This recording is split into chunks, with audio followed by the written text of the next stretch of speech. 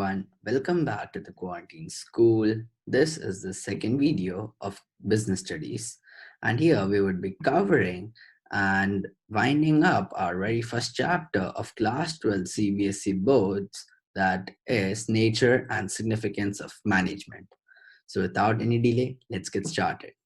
In the very first lecture, we covered important topics like what is management, its characteristics, its importance, several objectives like the social objectives, personal objectives. So, now in this lecture, we would be comparing management to science, to art, to profession. We would learn about an important process called as coordination, learn about the different levels of management and their importance. So, the very first topic of today, management as an art. What is art? You must be thinking that art can be any drawing or dance. So, yes, you are correct here.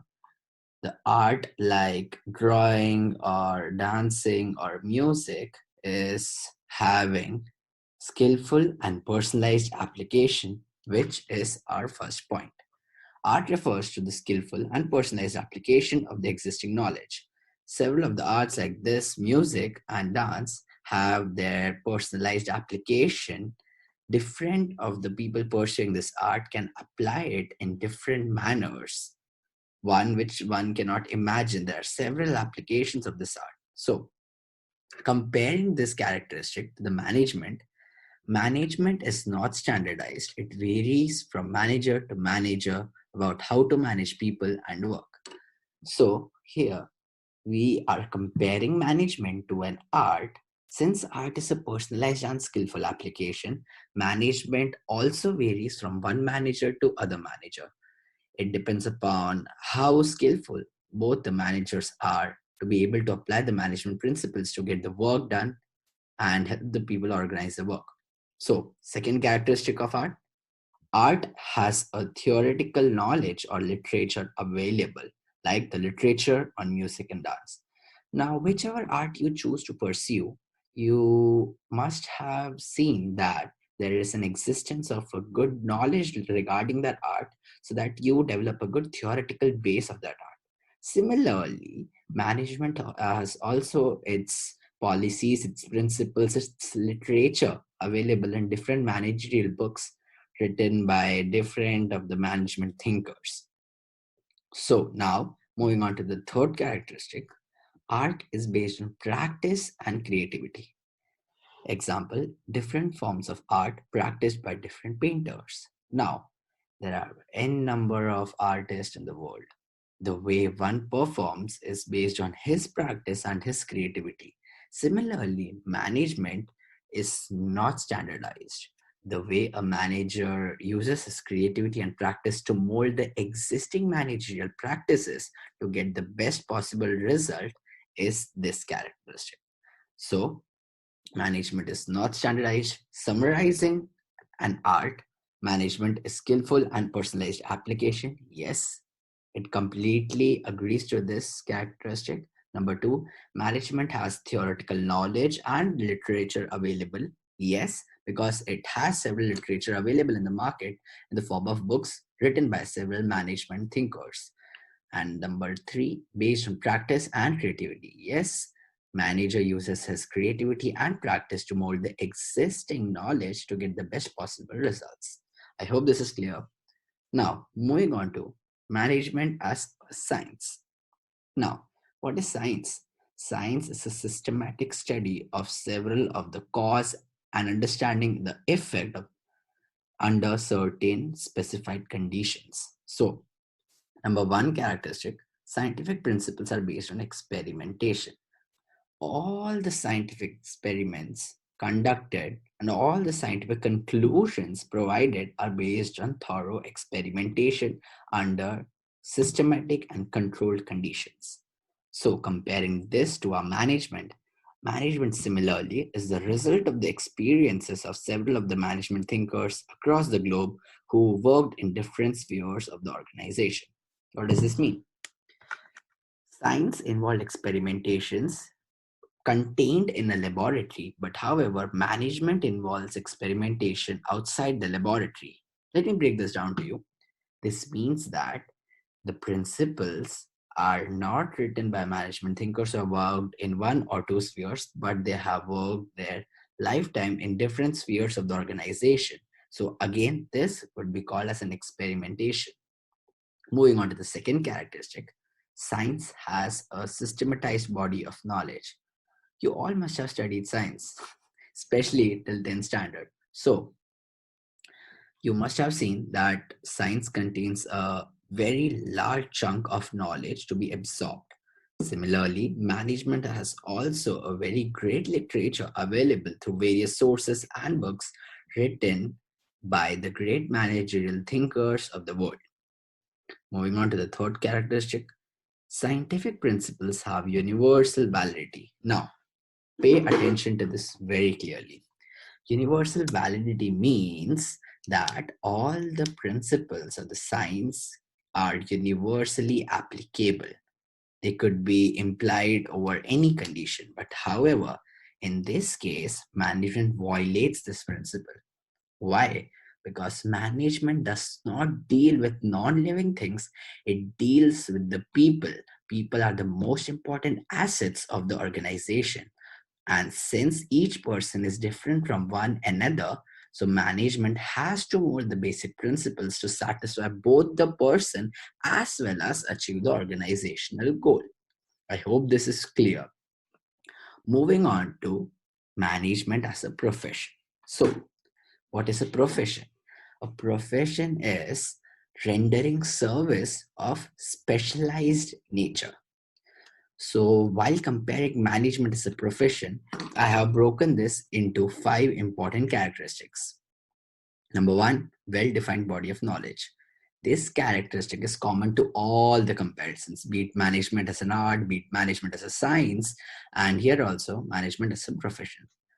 So, similarly, management has a great literature available through various sources like books written by great managerial thinkers. Not much stressing upon that factor. Number two, professional association. So, every professional has himself associated with some professional body. So, here taking an example of the course of chartered accountancy, here every professional chartered accountant will be affiliated to a national organization called as Institute of Chartered Accountants of India.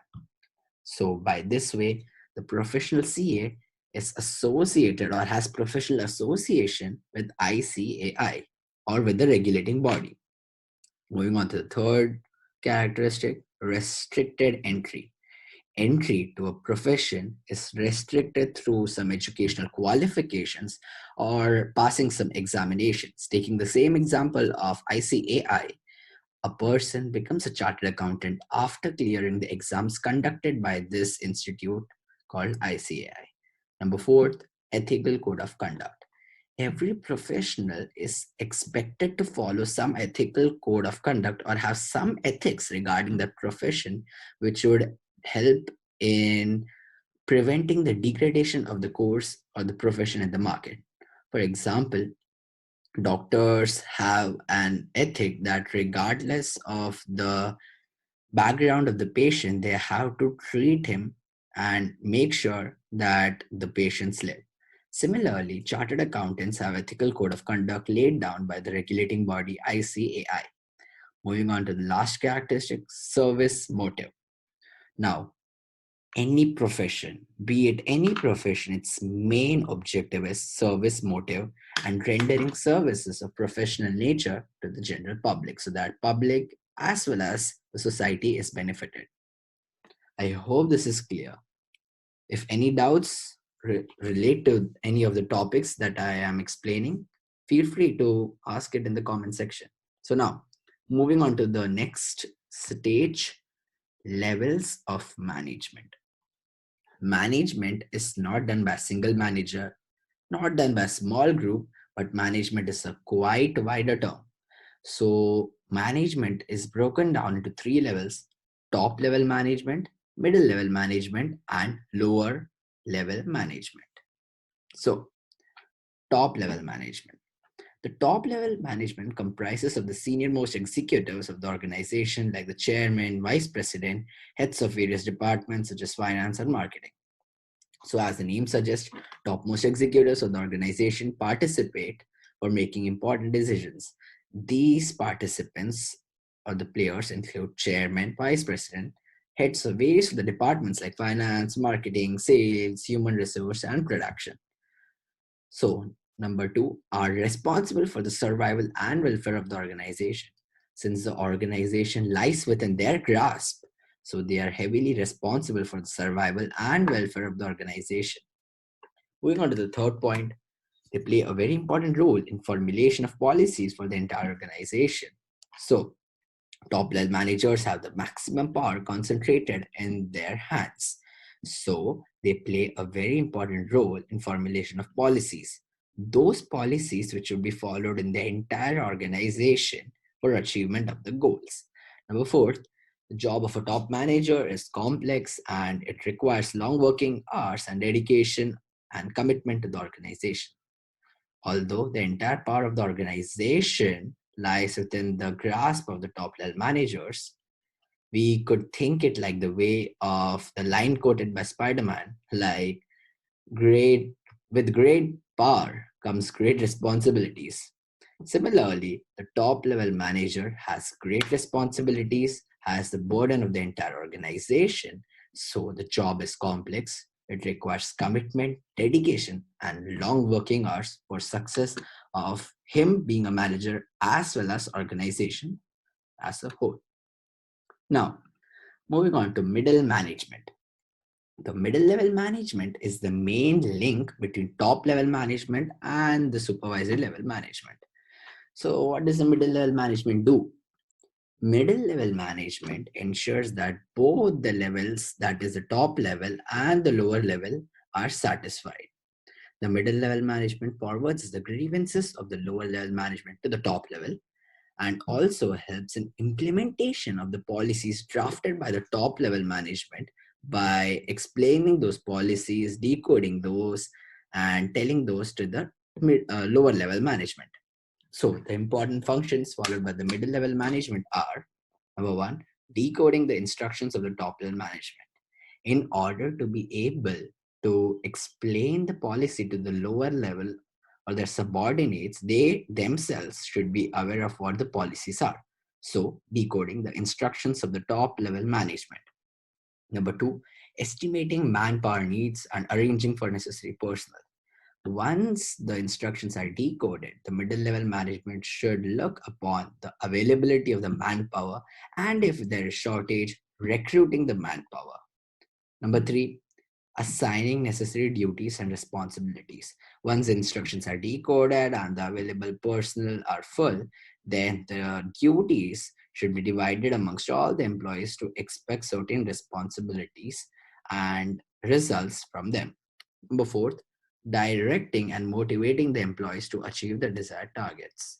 So here the middle level management motivates the employees to create an environment which focuses upon achievement of the goals and providing them a direction regarding how to work and how to merge their energies to help the organization achieve its goal. Number four, ensure coordination with other departments for smooth operations. Now, a business organization is not a result of a particular organization, but a combination of various departments, such as production department, human resource department, finance department, marketing and sales. So, middle management helps in proper cooperation between all the departments so that a common direction is provided. All the hard works get combined and help in achieving the goals effectively and efficiently. Now, moving on to the last level, that is the supervisory level of management. Although with the name, it seems that the dignity of this level of management is low. But however, this is not so. This is one of the most important levels of management in an organization because it comprises of supervisors who actually interact with the workforce. They ensure the following things. Number one, whether the safety standards are adhered to. This means that supervisors ensure that the safety measures are followed, which are levied by the government or other agencies. Number two, minimum wastage of the inputs or raw materials. Supervisors have to make sure that the raw materials, which are already scarce in nature, should be used in an optimum manner, and minimum to minimum wastage should take place of this input resources. Number three, ensuring the quality of output generated is up to the standards of the business. Supervisors, once after the production of output, have to check the quality of the output and check it according to the standards levied by the organization. So, now moving on to functions of management. There are commonly five functions of management. They are planning, organizing, staffing, directing, controlling. Let me give you an idea of these functions in a brief manner. Number one, planning. Planning, what is planning? It refers to deciding what has to be done in advance to be done by whom.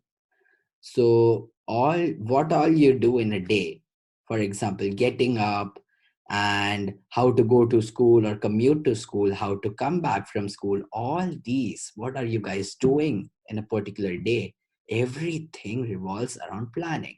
Similarly, management plans for what are the activities to be done, budgets to be prepared, and all the stuff. So this is planning. Number two, organizing. Once the plans are prepared, organizing refers to arranging for the necessary inputs that the management can use for achievement of the organization goals. Now, organizing can be related to inputs, be it financial or non financial, such as human resource or the human inputs. It calls for the arrangement of all the necessary inputs for starting the work. Let's say if you are planning to start studying in the next hour, so in the next half hour you would be organizing yourself for getting your mindset into studies, like getting your compass box ready, notebooks, books, getting your water bottle near you, so that minimum wastage takes place of your time and you are able to achieve the goal. Number three, staffing. Now, staffing is concerned with selection of the right person for the right job. Staffing is one of the most important function of management, because if wrong human assets are selected for the organization, it will lead to a drainage of time and effort. Number fourth, directing.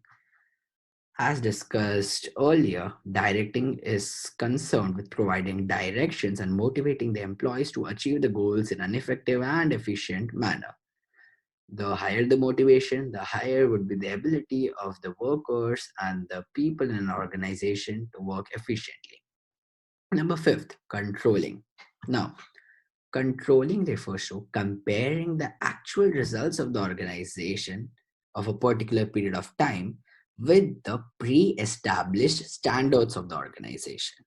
So what does this mean? Let's say the organization named as Z Limited has established a standard of production of 200 units. However, if the production department faces some difficulty and in the period of time it produces 150 units, then the 50 units is yet to be produced. So we are comparing the actual standards, that is production of 200 units, with the attained standards, that is the 150 units. And hence the management can take remedial or corrective actions to correct the whole stuff. So now we are going to start with coordination. What is coordination? The force which synchronizes the functioning of all the departments in an organization to achieve the organizational goal. We have discussed the importance, characteristics of management, how management is pervasive, that is, at all the levels of management. But how do these activities combine? So, here, coordination is the common thread linking all activities. This helps in synchronizing the effort of different departments, providing a common direction, and help the organization achieve its goal. Now, Moving on to the characteristics of coordination. Number one, integrates group efforts. As discussed earlier, coordination integrates the group efforts. It integrates the group efforts of all the people in a particular department and helps the department in achieving the goal. Number two, responsibility of all the managers. It is the responsibility of all the managers to ensure that the people who are their subordinates follow the instruction of coordinating with all the other groups for attainment of the goals. Number three, ensures unity of action. Here, different departments combine their hard work and there is a unity of action created which helps in getting or attainment of the organizational goal. Number four, a deliberate function. Can you imagine if there's no coordination, there would be chaos in the organization. So it is a deliberate function. What is a deliberate thing? Which is carried out with some objective or some motive. So a deliberate function of the managers is to ensure coordination takes place at all the levels. Number fifth, a continuous activity. Coordination can never stop in an organization. A budget prepared has to be implemented, and every activity, hence, is a continuous activity. If it stops, it would lead to a huge loss for the organization. Number six, a pervasive activity. Now, pervasive, as we have discussed the meaning earlier, pervasive means applicable to all the levels, all the departments, and on everything. So, coordination is a common thing which occurs in an organization, be it top level management, middle level management, lower level management. I hope this is clear. Now, importance of coordination. The coordination has its importance, particularly broken down into 3 points. Number one, growth in size. If an organization grows, then the role of the coordination also grows.